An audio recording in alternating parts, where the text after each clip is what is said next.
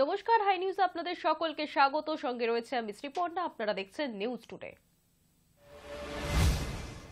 সন্দেশখালী কাণ্ডের পর কলকাতায় এলেন ইডি ডিরেক্টর রাহুল নবীন। সোমবার মধ্যরাতে কলকাতা পৌঁছেছেন রাহুল নবীন। মঙ্গলবার সকালে ইডির পদস্থ আধিকারিকদের নিয়ে বৈঠকে বসবেন তিনি। সেখানে নিখোঁজ তৃণমূল নেতা শাহজাহান শেখের খোঁজে নতুন কোনো সিদ্ধান্ত হতে পারে বলে জানা যাচ্ছে।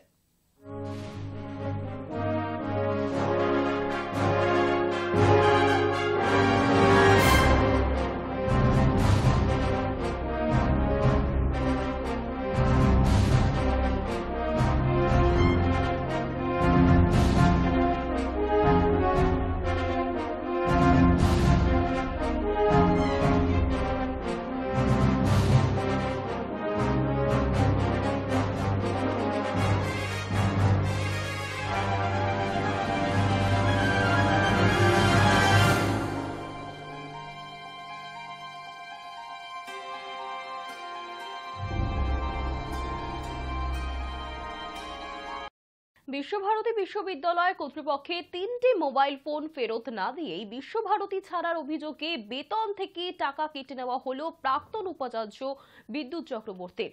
উপাচার্য হয়ে আসা ইস্তক নানা বিতর্কে জড়িয়েছিলেন তিনি। মেয়াদ পুরনোর পরেও বিতর্ক যেন পিছু ছাড়ছে না তার। ফের নতুন করে বিতর্কে জড়িয়ে পড়েছেন তিনি। অভিযোগ, বিশ্ববিদ্যালয় কর্তৃপক্ষের 3টি মোবাইল ফোন ফেরত না দিয়েই বিশ্বভারতী ছেড়েছেন প্রাক্তন উপাচার্য। ফলস্বরূপ কর্তৃপক্ষের তরফ থেকে তার শেষ মাসের বেতন থেকেই টাকা কেটে নেওয়া হয়েছে বলেও বিশ্বভারতী সূত্রে খবর।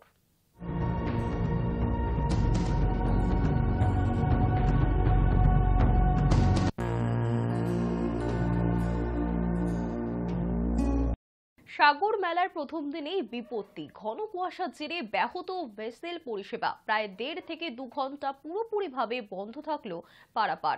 ঘন কুয়াশার কারণে দৃশ্যমানতা কমে গিয়েছে। কাকদ্বীপের লট 8 থেকে কচুবেড়িয়া পর্যন্ত মুড়িগঙ্গা নদীতে ভেসেল পরিষেবা বন্ধ করে দিয়েছে প্রশাসন।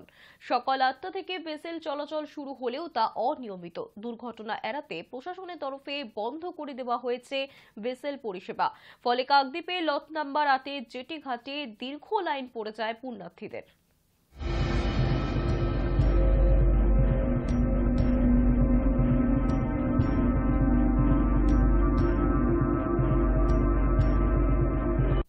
নজর রাখবো পরবর্তী খবরের দিকে। ঘন কুয়াশায় দৃশ্যমানতা কম থাকায় হাসনাবাদ এবং শিয়ালদা লাইনে বিঘ্নিত ট্রেন চলাচল। উত্তর 24 পরগনার বসিরহাট মহকুমার হাসনাবাদ এবং শিয়ালদা লাইনে ট্রেন নির্ধারিত সময় না আসায় রীতিমতো সমস্যায় পড়েছেন ট্রেন যাত্রীরা।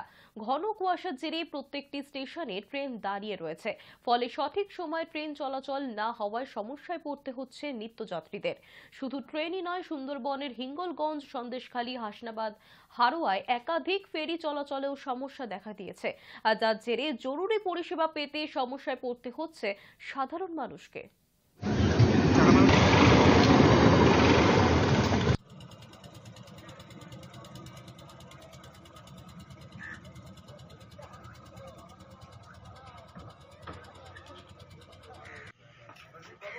নিউজ টুডে এখনকার মতো এই পর্যন্তই। দেখতে থাকুন হাই নিউজ নির্ভীক, নিরপেক্ষ।